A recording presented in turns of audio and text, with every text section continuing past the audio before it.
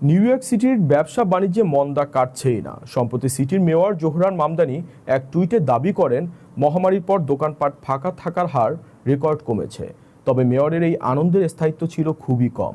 City comptroller mark লেভিনের নতুন এক রিপোর্টে দেখা গেছে, পুরো আমেরিকা ঘুরে দাঁড়ালেও নিউ ইয়র্ক সিটি এখনও অনেক পিছিয়ে রয়েছে। তথ্য অনুযায়ী সিটিতে বর্তমানে প্রায় 15,700 দোকান খালি পড়ে আছে, যা মহামারীর আগের চেয়েও বেশি।